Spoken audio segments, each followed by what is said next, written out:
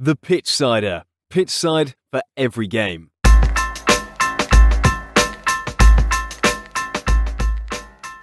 Hello and welcome back to the Pitchsider Podcast. I am back after a week's holiday, which was really nice, refreshed, and now looking forward to the weeks to come. Coming up this week, we have Champions League, the Premier League, and the Liga. Let's start with the news this week. And there is news coming out of Chelsea camp that Reece James is to miss the World Cup after getting an injury in the last game for Chelsea versus Wolves. He has been confirmed with a knee injury and looks to be out for 8 weeks, which will take him out of the World Cup squad for England, which is a big blow for England, as it's been previously recorded by Southgate that he is probably likely to be number one and probably was likely to be the starting right back for the World Cup.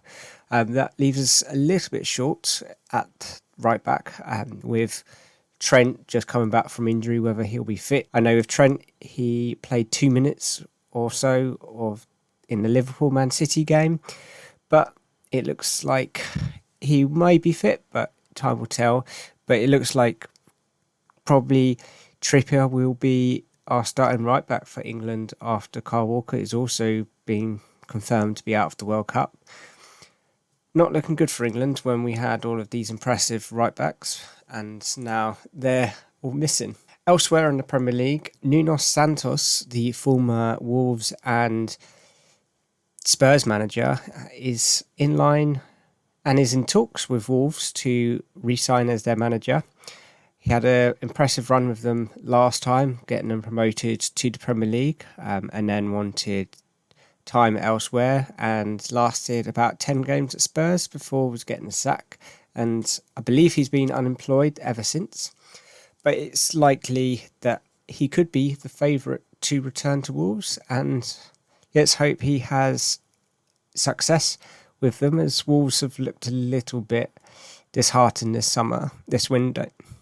Looked a little disheartened so far this season, but we will see. There's still other candidates that are in line, but we'll keep you updated with this story on the Pitchsider on our Instagram or on the podcast, whatever does come. But it's definitely currently 17th in the Premier League, so Nunes will have a bit of a job on his hands in a relegation battle currently, but we're still early on in the season, so he's still got a lot of time to turn this around. One other news story that we will touch on currently is the Mbappe transfer. As many of you probably know, Mbappe was likely to leave PSG last summer but he did get a bumper contract, and we have mentioned it on the podcast before. But there is now sparking rumours that he wants to leave as his contract isn't being fulfilled by PSG. Whether he will go to maybe Real Madrid in January, or whether he will wait till next summer, time will tell. There's also links to him being to the Premier League, with possibly Liverpool, City, maybe Chelsea interested in the signing. Be interesting to see how he would do in the Premier League. I'm very up for seeing how he would fit into different teams, especially City, who has said they can afford him. But they have Haaland, and they have a number of other players like Foden and Grealish. Whether he will be able to fit into that City lineup, time will tell. But if you aren't a City fan and they do sign him, what can you do? Two of the greatest young talents in football playing together. It would be magical to see, but frightening for any defence. But yeah, he is in talks about buying out his contract in January, but I doubt this. I highly doubt this. And he has come out today, Monday the 17th, to confirm that he is happy at PSG and he would like to stay, but whether this is something he is just saying for the time being, I am not sure. But it's something that we will definitely be keeping a close eye on, and it'd be exciting to see where he goes, whether he does stay at PSG. I can't see him staying at PSG for his full career. He is an incredibly talented football player, but whether he would be in line to go somewhere like Spain or England or even Germany, it will be good to see him in a different league. It's always good to see these good players go around playing different leagues to show that they can do it in other leagues like Ronaldo. Messi obviously is now in Paris, but he did have a shaky start in his first season. He seems to hit really good form at the moment with Neymar. But it will be interesting to see where he is likely to end up. Let us know in the comment section where you reckon he will end up, whether this will be at PSG or Real Madrid or somewhere else. And where would you like to see him play? But let's get to some of the football that's happened. So we've had the fourth round of the Champions League this week. I will quickly go over the scores. So on Tuesday, from Group E, we had Dynamo Zagreb against RB Salzburg, ended 1-1. Chelsea got done the double over Milan, winning 2-0 at the San Siro.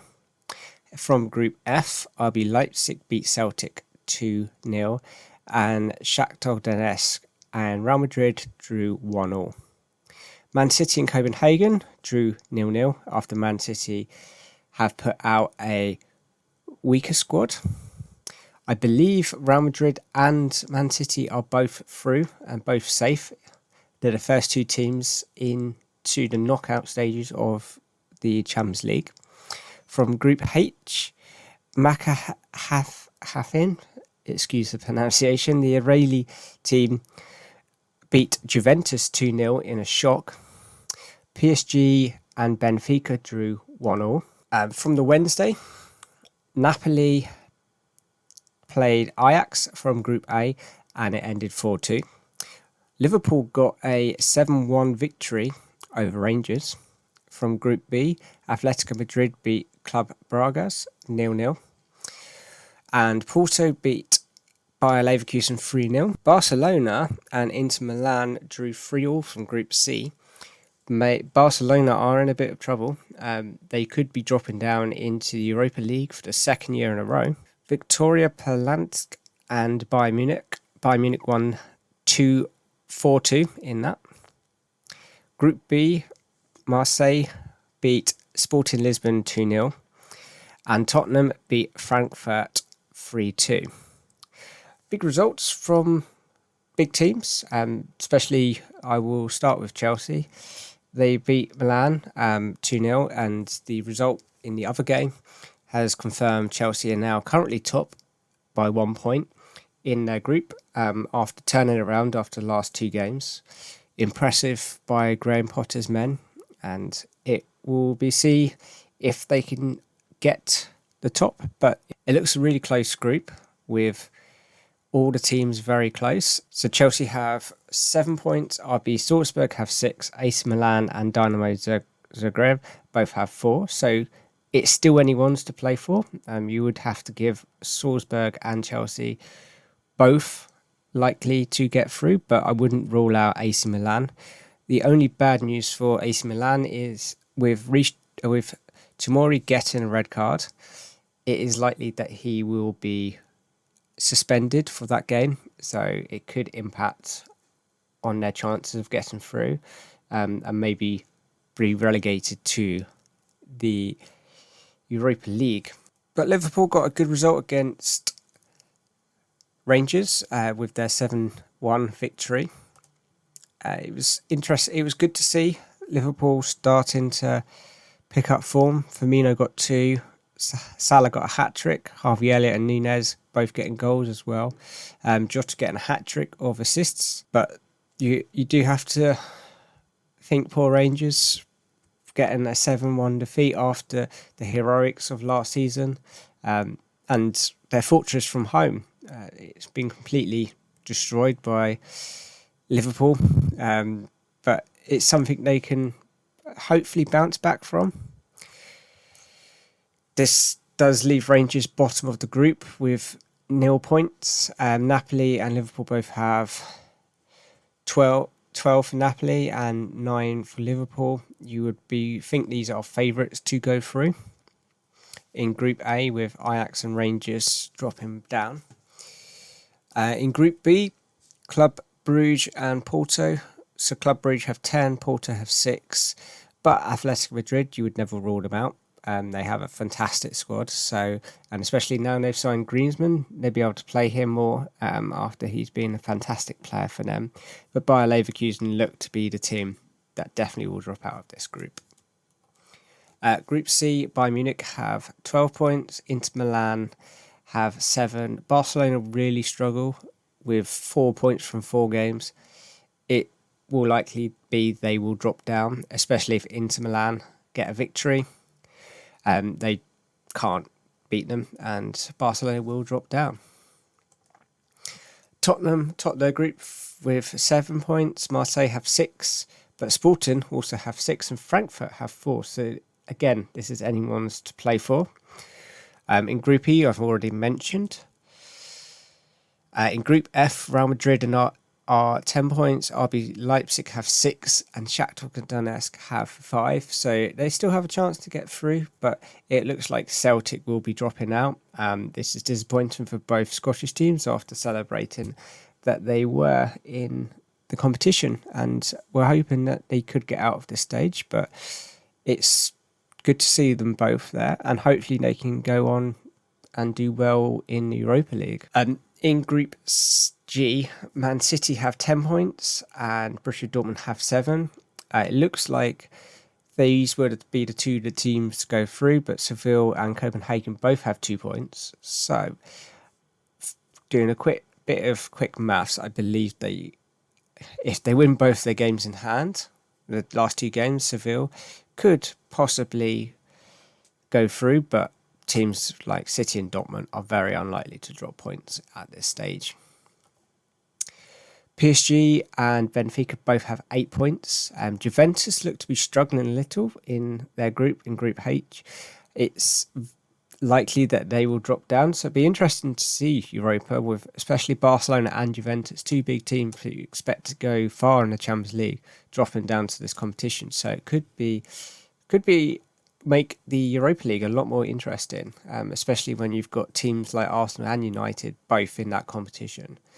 It can make it a very watchable competition, and definitely something we'll be following later on in this season. Quickly run through some of the Europa League, just point out some of the highlights. So Arsenal beat Bodo Glimt 1-0, and this puts Arsenal top of their group with 9 points, so they've got 3 wins from 3. So it's very likely that they will be progressing to latter stages of this competition. Elsewhere, from the other English team is United. They beat One Nakaza, sorry for the pronunciation again, 1-0. This does put them second in their group with 9 points.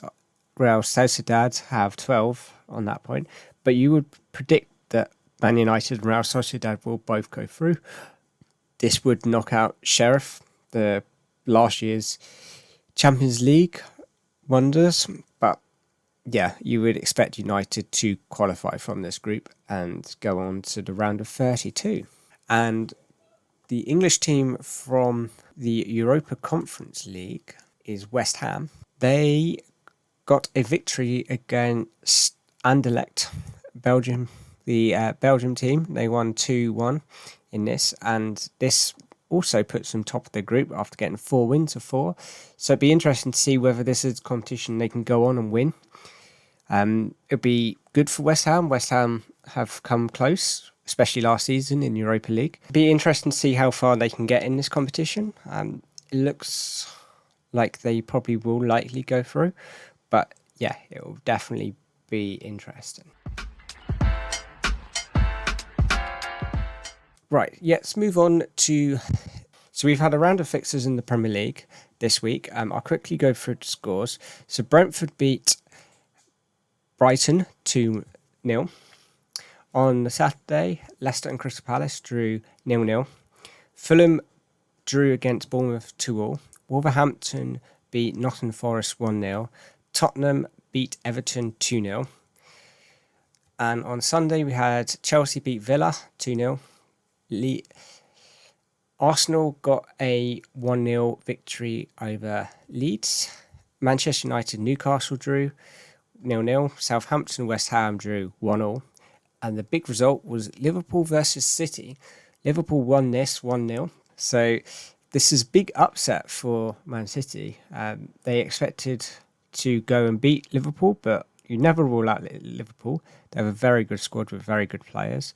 And Salah scored a wonder goal to move Liverpool up the table to 8th with a game in hand.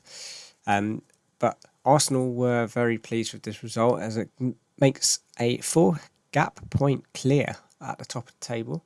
So Arsenal fans will be massively happy with this. Arsenal grinded out a 1-0 victory over Leeds. Leeds were very dominant in this game and they seemed to be pushing for a winner. Or Leeds were trying to push to make it a draw, but it's very, very difficult to break Arsenal down currently in their current form. But can Arsenal go all the way? Time will tell. It'd be interesting to see how far they can go. But Man City losing to Liverpool. Liverpool seem to be their bogey team this season.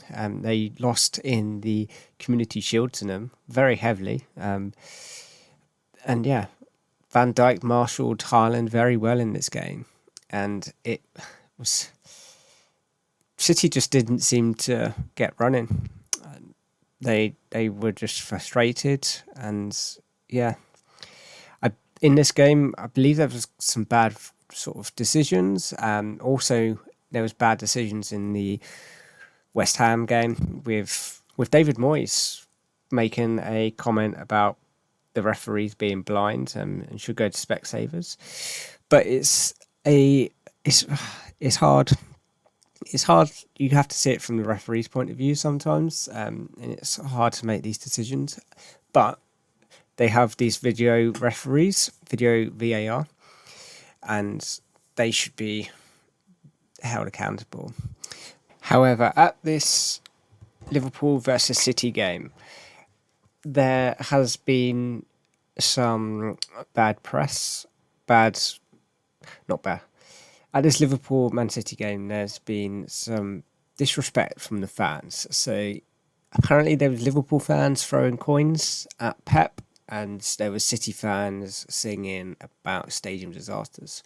As we've mentioned before on this podcast, it's not something we condone, and it's not very nice for people who just want to watch the game. It's taken all of the light from this game. It's meant to be one of the massive games of the season. These two top teams playing each other. And it's likely that this frustrates me as a football fan. It's something that I don't want to see in the game. We go to watch football, we go to enjoy football. Fans are allowed to sing, but they should be singing about players and the good times. Shouldn't be singing about stadium disasters. It's very sad to see, especially what's happened recently in other countries. It's very disrespectful. But let's move on. Let's not let this have the limelight. Aston Villa, the Chelsea-Aston Villa game it looked very, very good for Chelsea, but Kepa was an absolute rock in goal with making ridiculous saves. If you have a look on some of the social medias, especially on Chelsea's, you'll see some of the saves he made if you haven't watched the game. Or go and watch the highlights on YouTube. It'll be good. You can go and watch it after listening to this podcast. But Villa fought very well. and right up to the 60th minute, they were right in the game. They probably should have scored, but some god mode from Kepa kept them from not doing it. As soon as the second goal went in, killed off the game, and Chelsea cruised to victory. This is, I think, Potter is currently undefeated, and this is 4th clean sheet Chelsea have kept in a row, which is a dramatic improvement from what they started at the beginning of the season. And they're starting to rise up the table, and now 4th in the table. I'll quickly just run through some of the positions, especially some of the key positions. So Arsenal are currently top with 27 points. City are 23, joint with Tottenham, only above them on goal difference. Chelsea, with a game in hand, have 19 points in 4th, and your Europa League positions are Man City with 16 and Newcastle with 15. And the Conference League is currently held by Brighton with 4-0. Big teams to point out is Liverpool are in 8th currently, with a game in hand with 13 points. West Ham have fallen a little, currently down in 12th with 11 points. In the relegation battle, Forest currently sat bottom with 5 points, joint with Leicester. Only Leicester are in 19th on goal difference. And Southampton are on 8. Wolves are on 9. And Villa also on 9 with Leeds in 15th on 9, but with a game in hand. It's still early days. There's still 20 odd games to go. So this table is, we're only probably just over a quarter of the way through the season. But it's shaping up nicely. Arsenal currently would be happy with their position. Whether they will bottle it or not, it's up to them, but it's going their way right now. And it'd be interesting to see how Forest go. Whether Steve Cooper, after signing his new contract, can take them back up the table, can save them from going back down into Championship. But it'll be interesting to see. The next league we want to highlight, and the other league we will be highlighting this week, is the Liga. So just to pick out some of the games that have happened this weekend. Obviously, the biggest game is the El Clasico with Real Madrid versus Barcelona. Real Madrid won this 3-1. Atletico Madrid beat Atletico Bilbao 1-0. But yeah, the biggest game this weekend, probably all weekend from all leagues, is El Clasico. It's always a fierce rivalry, always a good watch, especially with the teams that both Real Madrid and Barcelona have. It was also very tight before we went into this game, and Real Madrid obviously won this game, as I've mentioned, beat Barcelona in the 250th El Clasico. They now go 3 points clear at the top of La Liga. Obviously getting the goals are Benzema, Valverde and Rodrigo, with Torres getting a goal for Barcelona as a consolation. It was a very good watch. Barcelona were more of a sort of dominant side with 57% possession over Real Madrid's 43%. And they had a lot more shots, but obviously Real Madrid are Real Madrid, and they are the more clinical side. But yeah, it was a very good watch. And if you haven't watched it, go and watch the highlights on YouTube. It was great. But yeah, it was good to see Benzema back in action, back to scoring, looking good for the World Cup. And it's always good to see two of the best players in the world, Lewandowski and Benzema, both fight it out. But obviously Benzema won this battle, but whether Lewandowski can come back later in the season, time will tell. But yeah, yes, just quickly go through some of the key positions. Real Madrid obviously are top. They remove Barcelona from the top to go second, and in first we have Atletico Madrid. So yeah, pretty much wraps up La Liga and all the football for this week.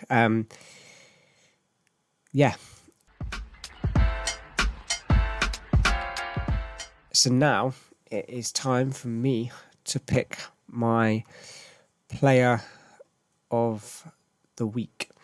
And I think this is a little bit biased, but I believe Mason Mount deserves it. He had a good showing in the Atletico Madrid Champions League game.